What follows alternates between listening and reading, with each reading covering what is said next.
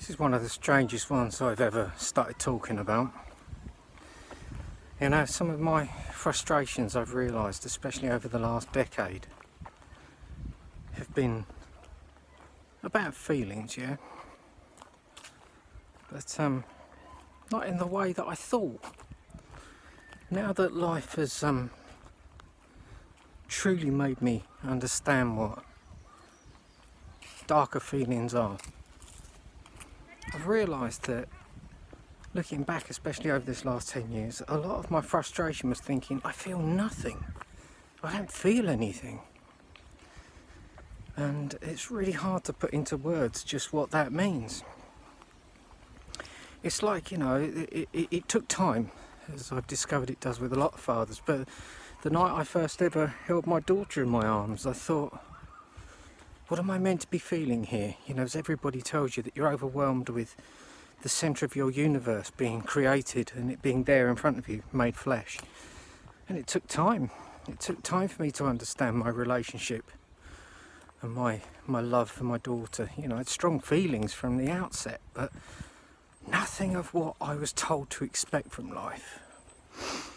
And so many of my frustrations over the years have been understanding that there should be more when there just hasn't been more. A void, a numbness. And I'm not quite sure at this point in time which is better, feeling or not feeling. You know, I think that sometimes, especially if you're a person who thinks a lot, now some people just don't, you know, I've got my head around that now. If you're a person who thinks a lot and you've got thoughts about the world, it's very different if those thoughts aren't feelings. You know, I've realised this, that, you know, there are so many people who are so unscrupulous with regards to putting thoughts into sort of categories that can be bought and sold and selling them as feelings. You know, there are people out there who understand the void that was my sort of life and my lack of sort of emotional responses to everything. And you know, there are people out there saying, I can sell you what's missing. And you know, I'm beginning to see how deficient I was at certain points in my life, and that a lot of the thing that I masqueraded as being feelings were a frustration or a lack of understanding at the lack of them. In my adult life, there have been two real dominant sort of states of being. One is common and one's rare, but the latter is a byproduct of the former and will always happen.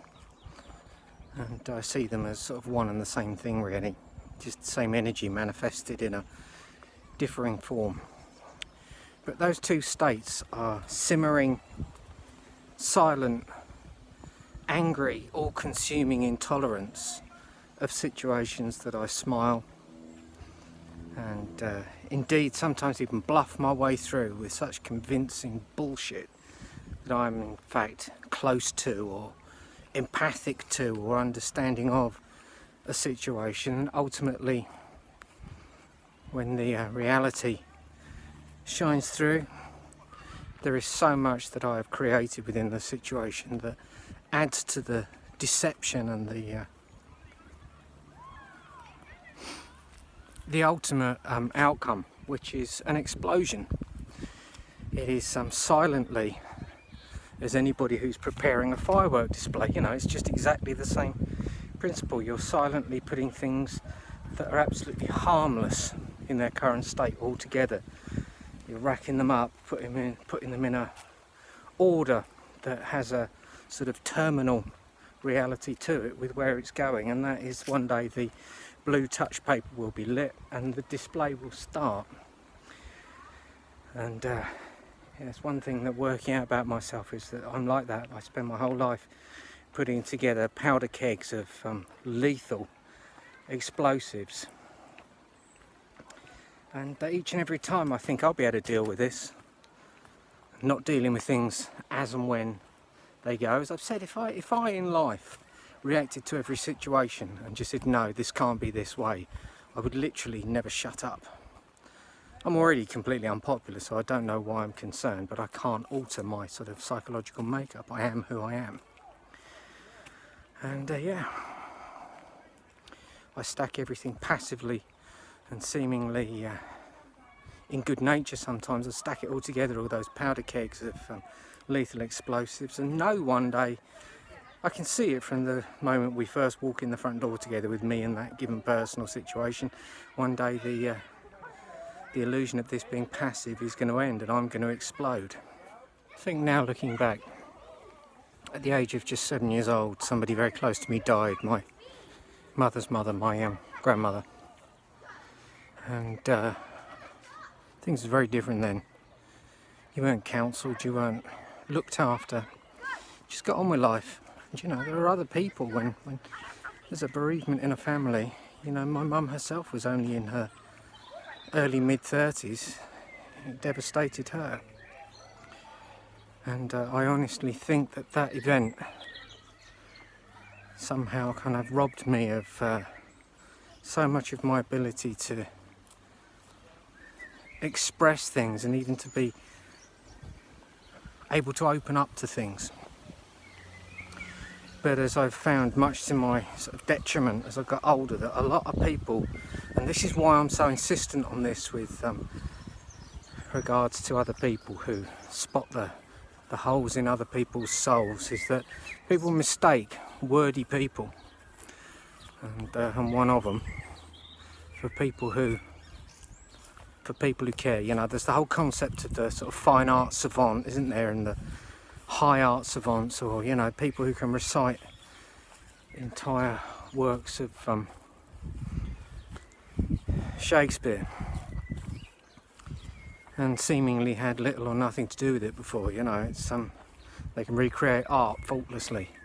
Some people can do that with words, and they're born with an ability to string sentences together that are so convincing that it can fool the world into believing that somehow that person cares about the subject that they can talk about with such seeming passion. I don't know how you would see through such people, but